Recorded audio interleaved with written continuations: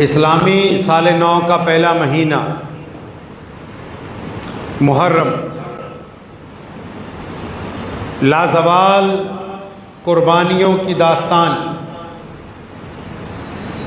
اسلامی سال کا آخری مہینہ ذی الحجہ لازوال قربانی کی داستان، یعنی سال کا پہلا مہینہ بھی قربانی سے شروع اور سال کا آخری مہینہ بھی قربانی پر ختم۔ اللہ کے پیارے نبی حضرت محمد رسول اللہ صلی اللہ تعالیٰ علیہ وسلم کی ذات گرامی نے محرم کے یوم عاشوراء کی بڑی فضیلتیں بیان کی، اور اس کے ساتھ ہی اسی دن نبی علیہ الصلوۃ والسلام کے بعد سیدنا امام حسین رضی اللہ تعالیٰ عنہ کی شہادت جو ہوئی ہے یوم عاشوراء کے دن، کربلا کے میدان میں جو واقعہ پیش آیا وہ قیامت تک کے لیے آنے والے تمام انسانوں کے ایک ایسا سبق ہے، ایک ایسا راستہ ہے کہ جو بھی لوگ اس راستے کو اختیار کریں گے، جو بھی لوگ اس سبق کو پڑھیں گے، ان کی آنے والی نسلیں کبھی بھی ناکام نہیں ہوں گی۔ جو زندہ قومیں ہوتی ہیں وہ اپنی قربانیوں کو، اپنے شہداء کو، ان لوگوں کو جنہوں نے اپنے دین کے لیے، اپنے ملک کے لیے قربانی دی ہوتی، زندہ قومیں ان کو یاد رکھتی ہیں۔ وہ قومیں مردہ ہیں جو اپنے شہداء کو نہیں یاد کر سکتی، اور پوری دنیا کے مسلمانوں کے پاس تو شہداء کی اتنی بڑی وراثت ہے کہ جس کے امام سیدنا امام حسین رضی اللہ تعالیٰ عنہ نے کربلا کے میدان میں آ کے وہ تاریخ ساز کارنامہ انجام دیا کہ اب قیامت تو آ سکتی ہے لیکن سیدنا امام حسین رضی اللہ تعالیٰ عنہ کے اس پیغام کو فراموش نہیں کیا جا سکتا۔ اکثر محرم آتا ہے، بہت سارے لوگ سمجھتے ہیں کہ محرم کے دن، کچھ لوگ سمجھتے ہیں کہ صرف روزے رکھنے، کچھ لوگ سمجھتے ہیں کہ صرف عبادتیں کرنی ہیں، کچھ لوگ اپنے اپنے طریقے کے ساتھ محرم کے دنوں کو مناتے ہیں۔ لیکن محرم صرف منانے کے لیے نہیں آتا، محرم صرف اس لیے نہیں آتا کہ ان دنوں میں ہم صرف ایک رسم ادا کریں، بلکہ محرم ایک بھولا ہوا سبق یاد کروانے کے لیے آتا ہے۔ سیدنا مولا علی کرم اللہ وجہہ کی لخت جگر نے جو پیغام کربلا کے میدان سے دیا ہے، آپ کو شاید پتہ نہیں ہوگا کہ کربلا میں ہوا کیا، ہوا کیوں، وجہ کیا ہے۔ دنیا آج بھی ویسی ہے جیسی پہلے تھی، لیکن آج پیغام حسین رضی اللہ تعالیٰ عنہ پر عمل درآمد کرنے والے لوگ چنندہ ہیں۔ آپ کو پتہ ہے کہ کیا بات تھی؟ بہت سارے لوگ ان دنوں میں یزید کو نعوذ باللہ درست ثابت کرنے کی کوشش بھی کرتے ہیں، تو میں ان تمام لوگوں کو محرم الحرام کے اس مقدس مہینے میں اگر وہ یہ کہتے ہیں کہ حق اور انصاف کا فیصلہ اللہ کرنے والے ہیں، تو یہ ضرور ہم کہنا چاہیں گے کہ آپ اتنا فیصلہ تو کر سکتے ہیں نا کہ آپ نے قیامت کے دن کس صف میں کھڑے ہونا ہے۔ اگر آپ کو یزید کی صف میں کھڑے ہونا ہے تو ابھی علیحدہ ہو جاؤ، اور جن لوگوں کو مولا علی اور سیدنا امام حسین اور ان کے نانا امام الانبیاء خاتم النبیین محمد الرسول اللہ کی صف میں کھڑے ہونا ہے، وہ آج زندہ رہتے ہوئے اس بات کا فیصلہ کر لیں کہ وہ یزید کے دشمن جیسے بدترین یزید کے ساتھ ہیں یا پھر وہ مولا حسین رضی اللہ تعالیٰ عنہ کے ساتھ ہے۔ وہ آج اپنا فیصلہ خود کر لیں۔ کیونکہ تاریخ دشمن کو یاد رکھتی ہے. تاریخ کی ایک عادت ہے، اتہاس کی ایک عادت ہے، اتہاس دشمن کو یاد رکھتا ہے، اتہاس دشمن سے کی ہوئی باتوں کو یاد رکھتا ہے، اتہاس دشمنوں سے کی ہوئی جنگوں کو یاد رکھتا ہے، اتہاس دشمنوں سے کیے ہوئے فیصلوں کو یاد رکھتا ہے. لیکن دنیا کے کسی دیش کا اتہاس اور دنیا کی کسی قوم کا اتہاس غداروں کو یاد نہیں کرتا، منافقوں کو یاد نہیں کرتا، بے ایمانوں کو یاد نہیں کرتا، دوگلے لوگوں کو یاد نہیں کرتا. اس لیے جن لوگوں کے دماغ میں اہل بیت کے لیے نعوذ باللہ ذرہ برابر بھی احترام کی کمی ہے تو وہ دل سے بھی منافق ہیں، کردار سے بھی منافق ہیں. ان کو جیتے جی یہ فیصلہ کرنا ہوگا کہ وہ یزید جیسے بدترین انسان کے ساتھ ہیں یا پھر وہ مولا علی کرم اللہ وجہہ کی اولاد کے ساتھ ہے. یہ فیصلہ ان کو اپنی ذات کا خود کرنا ہوگا، کیونکہ اللہ تبارک و تعالیٰ کو بڑا پیار ہے اپنے نبی سے، اور نبی کو بڑا پیار ہے اپنی اولاد سے. نبی علیہ السلام نے ایک مرتبہ فرمایا کہ میں تم لوگوں کے لیے قرآن چھوڑ کے جا رہا ہوں، اور ساتھ میں فرمایا پھر اہل بیت کو بھی چھوڑ کے جا رہا ہوں، پھر فرمایا اہل بیت کو چھوڑ کے جا رہا ہوں، تیسری مرتبہ بھی فرمایا اہل بیت کو چھوڑ کے جا رہا ہوں. یعنی تم قرآن کی تعلیمات پر عمل کرتے رہنا، اور اہل بیت اگر تمہارے درمیان کہیں پر موجود ہو تو ان کی عزت کرنا، اکرام کرنا، ان کی پیروی کو اختیار کرنا، کیونکہ ان کی رگوں میں محمد الرسول اللہ صلی اللہ علیہ وسلم کا. آپ کو پتہ ہے سیدنا امام حسین رضی اللہ تعالیٰ عنہ کربلا کے میدان میں کیوں گئے؟ بہت سارے لوگ اس واقعے کو بیان کرتے ہیں، بہت سارے لوگ اشکبار ہو جاتے ہیں، لیکن میں آپ کو یہ بتانا چاہتا ہوں کربلا کا میدان ہماری قتل گاہ نہیں ہے. کربلا کے میدان میں آج سے 1400 سال پہلے جو کچھ ہوا، کربلا کے میدان میں جو حضرت امام حسین کے ساتھیوں کو شہید کیا گیا، کربلا کے میدان میں اہل بیت کو جو شہید کیا گیا، کربلا کے میدان میں حضرت امام رضی اللہ تعالیٰ عنہ کے بچوں کی جو شہادت ہوئی ہے، وہ قتل گاہ نہیں ہے، وہ مسلمانوں کی یونیورسٹی ہے، مسلمانوں کی تربیت گاہ ہے. اور پوری دنیا کے انسانوں کے لیے، خواہ وہ کسی بھی مذہب سے تعلق رکھتے ہوں، کربلا ان کے لیے امید کی کرن ہے کہ دیکھو کہ اگر دنیا کی ساری طاقت ایک طرف ہو جائے، دنیا کے سارے ظالم ایک طرف ہو جائیں، دنیا کی ساری پاور ایک طرف ہو جائے، تو یاد رکھنا کبھی ظالم کے آگے سر نہ جھکانا، کیونکہ کٹے ہوئے سر بلند ہو جاتے ہیں، جھکے ہوئے سر کبھی اٹھا نہیں کرتے دوبارہ. کربلا کا میدان یونیورسٹی ہے دنیا کے انسانوں کے لیے. بھارت کی جنگ آزادی میں باپو گاندھی نے کہا تھا ایک مرتبہ، اور لکھا بھی، انہوں نے کہا کہ جب میں انگریز کے خلاف لڑ رہا تھا تو پتہ لگا اتنی طاقتور حکومت ہے جس نے پورے دیش میں پنجے زمین تک گاڑ دیے ہیں، جس نے ہر ایک علاقے میں اپنے افسر لگا دیے، چھونیاں بنا دی، ریلوے قائم کر دیا، ڈپٹی کمشنر انگریز نے ہر جگہ لگا دیے، جگہ جگہ تھانے قائم کر دیے. انہوں نے کہا ہم سوچتے تھے یہ کیسے اس کا مقابلہ کریں گے، لیکن جب میدان کربلا کے واقعات پڑھے، جب یہ پڑھا کہ ایک طرف یزید ہے، جب یہ پڑھا کہ ایک طرف بڑی حکومت ہے، جب یہ ایک پڑھا کہ ایک طرف لاکھوں فوجیں کھڑی ہیں، جب یہ پڑھا کہ ایک طرف لوگ بک گئے ہیں، جب یہ پڑھا کہ دوسری طرف بے شمار تلواریں ہیں، اور یہ دیکھا کہ صرف 72 جانثاروں کے ساتھ، صرف 72 لوگوں کے ساتھ امام حسین ان کے آگے ڈٹ گئے، تو پھر اس ملک کے سوتنترتا سینانیوں کو یہ سبق ملا تھا کہ دیکھو حسین 72 کو لے کر لاکھوں کے آگے ٹک گئے تھے، ہم بھی اس ملک سے انگریز کو جڑوں سے اکھاڑ کے پھینک سکتے ہیں. گئے کیوں تھے امام حسین؟ امام حسین رضی اللہ تعالیٰ عنہ میدان کربلا میں گئے کیوں تھے؟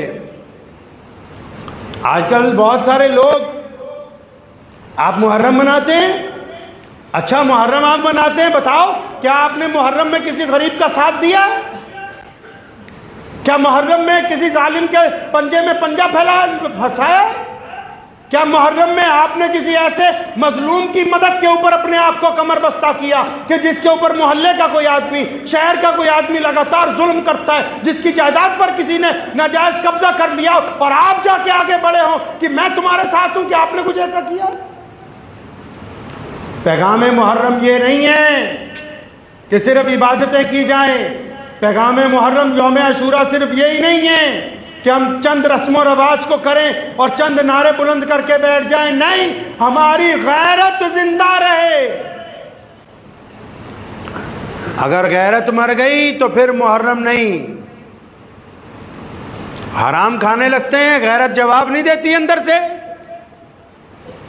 کوئی تمہارے سامنے, تمہارا کوئی بڑا بھائی, تمہارا کوئی رشتہ دار تم میں سے کسی کمزور کے اوپر ظلم کرتا ہے, تم میں سے کسی کمزور کے اوپر تشدد کرتا ہے, تم میں سے کسی کمزور کی جائیداد ہڑپ لیتا ہے, اور سارے خاندان والے چپ رہتے ہو اور پھر کہتے ہو محرم منا رہے, کیوں نہیں اس ظلم کے خلاف بولتے؟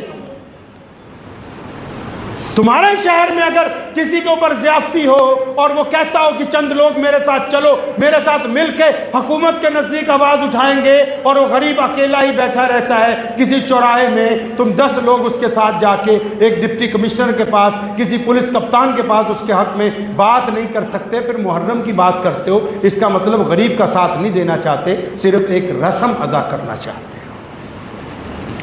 کربلا کے میدان میں اس لیے گئے تھے امام حسین کیونکہ یزید نے قبضہ کر لیا تھا اسلام پر, خلافت پہ قبضہ کر لیا تھا اس نے. اور محمد رسول اللہ کی شریعت میں ہے کہ کوئی فاسق اور کوئی فاجر, کوئی منافق مسند امامت تک نہیں پہنچ سکتا, مسند خلافت تک نہیں پہنچ سکتا.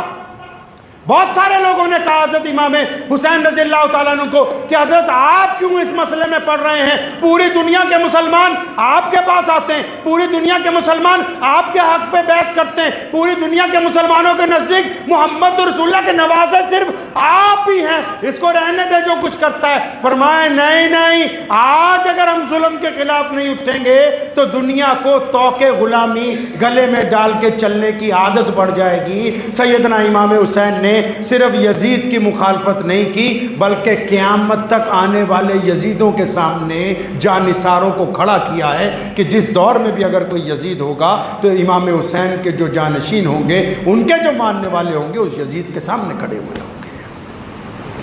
انہوں نے یہ روایت قائم کی ہے کہ طاقت کا مطلب یہ نہیں ہے کہ آپ حق پر ہیں.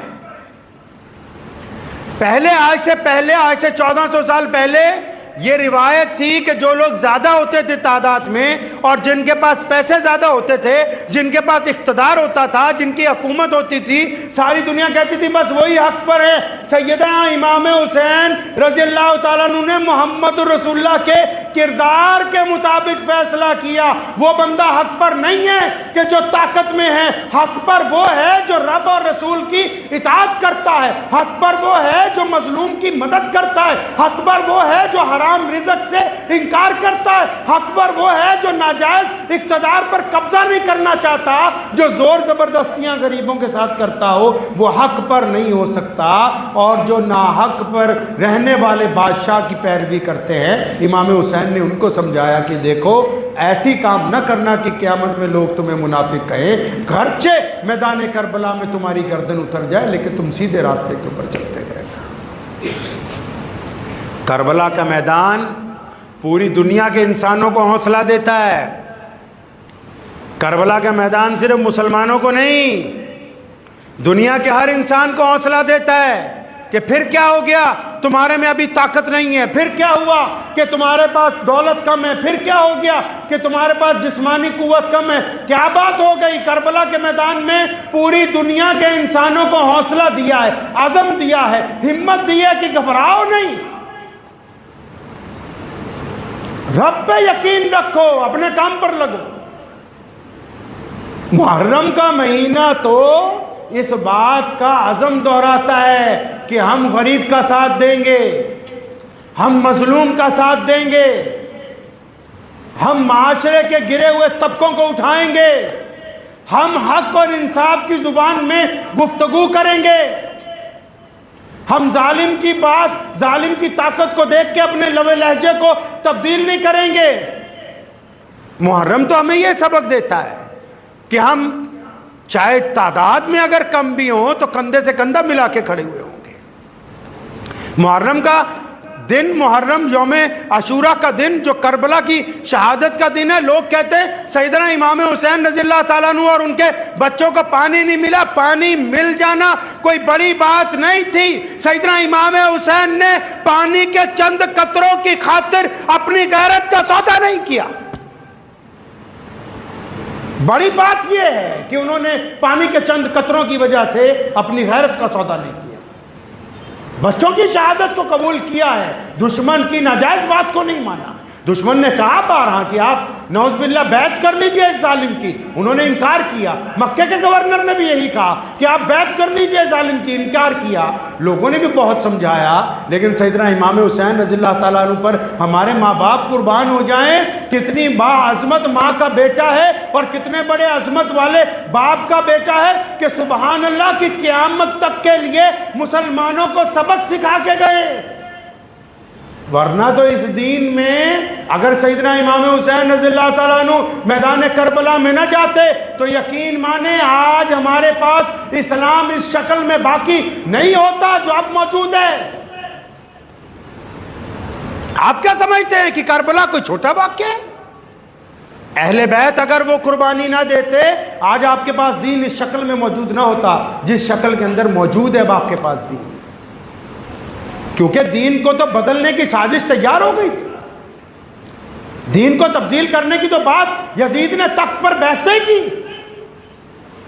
اس نظام کو توڑنے کی کوشش کی جو محمد الرسول اللہ صلی اللہ تعالیٰ علیہ وسلم نے قائم کیا تھا۔ یہ تو مولا علی رضی اللہ تعالیٰ عنہ کے اولاد کی جوتیوں کا صدقہ ہے کہ آج مسلمان اس دین پر چل رہے ہیں جو محمد الرسول اللہ نے ہمیں عطا فرمایا تھا۔ تو یاد رکھا کریں جب محرم آتی ہے نا تو اس عزم کو دہرانا ہے کہ ہم سیدنا امام حسین رضی اللہ تعالیٰ عنہ کی پیروی کرنے والے ہیں، ہمارا یزید کے ساتھ کوئی تعلق نہیں۔ اہل بیت کی محبت مسلمانوں کا ایمان ہے۔ اہل بیت سمجھتے ہیں نا، اہل بیت جو محمد رسول اللہ کی اولاد ہے، اہل بیت کی محبت کے بغیر نماز ادا نہیں ہو سکتی۔ کیا کہتے ہو نماز میں بیٹھ کے؟ اتحیات کے بعد کیا پڑھتے ہو بھائی؟ اللہم صلی علی محمد وعلی آل محمد، کہ ہم تو درود بھیج رہے ہیں کس پر؟ محمد الرسول اللہ پر۔ اور کس پر؟ محمد الرسول اللہ کی اولاد پر، ان کے گھر والوں پر، سیدنا امام حسن پر، امام حسین پر، مولا علی کرم اللہ وجہ پر، بی بی فاطمہ پر، محمد رسول اللہ کے گھر والوں پر۔ ہم نماز میں جب تک سلام نہیں بھیج لیتے نماز نہیں ہو سکتی۔ وہ کون سا بدبخت ہے کہ جس کے دل میں ذرہ برابر بھی خیال آ جائے کہ اہل بیت کا میں ساتھ نہیں دے سکتا؟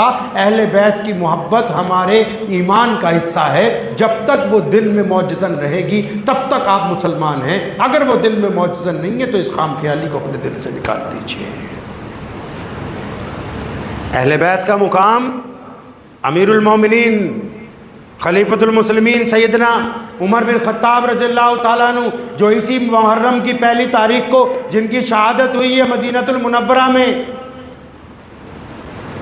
جب وہ خلیفہ تھے تو جو مال غنیمت آتا تھا تقسیم کرنے سے پہلے دونوں شہزادوں کو بلایا کرتے تھے، حضرت امام حسن اور حسین رضی اللہ تعالیٰ عنہ کو، اور ان کے سامنے بہترین چیزیں پیش کرنی۔ ایک مرتبہ ان کے بیٹے نے انہیں کہا، خلیفہ کا بیٹا ہے نا، ایک دفعہ بیٹے نے ان سے کہا کہ ابا جی آپ جو سب سے بہترین اشیاء ہوتی ہیں وہ حضرات امام حسن اور حسین رضی اللہ تعالیٰ عنہ کو پہلے پیش کرتے ہیں، جبکہ ہم سب بھی نبی علیہ الصلوۃ والسلام کے صحابہ میں سے ہیں اور ہم نے اتنی جنگیں محمد رسول اللہ صلی اللہ علیہ وسلم کے ہم رکاب رہ کے لڑی ہیں۔ تو سیدنا عمر فاروق رضی اللہ تعالیٰ عنہ کی آنکھیں اشکبار ہو گئی تھیں اور فرمانے لگے اللہ اکبر، تیرے دل میں یہ خیال آیا کیسے کہ تو امام حسین اور حسن کے نعوذ باللہ مقابل ہے؟ تو یہ تو بتا کہ تیرا باپ کون ہے؟ فرمایا آپ ہیں۔ تو فرمایا ان کا باپ کون ہے؟ ان کا باپ شیر خدا علی مرتضیٰ ہے۔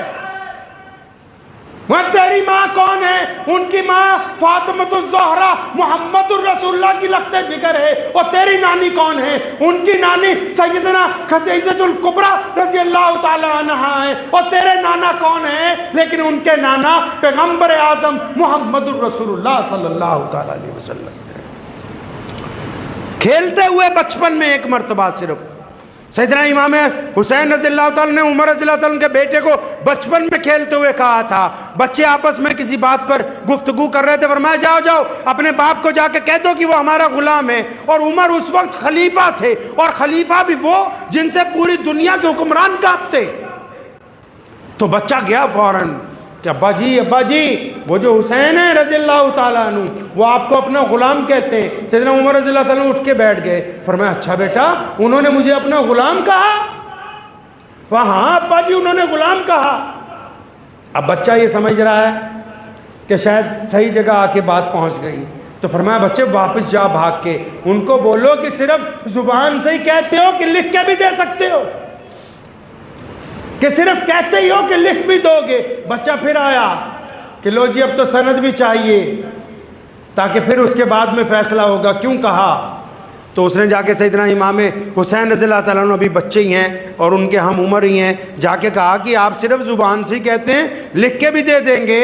وہ محمد رسول اللہ صلی اللہ علیہ وسلم کے نواسے ہیں۔ وہ فرمایا 10 بار لکھوا لے، فرمایا لکھ دو۔ انہوں نے اٹھایا ایک رکا، اس پہ لکھ دیا کہ عمر ہمارا غلام ہے۔ اب وہ بچہ خوشی سے رکا لے کے واپس آیا کہ ابا کو بتانا ہے، کیونکہ پہلے گیا تھا اسی مقصد کے لیے کہ شاید میری بات بن جائے۔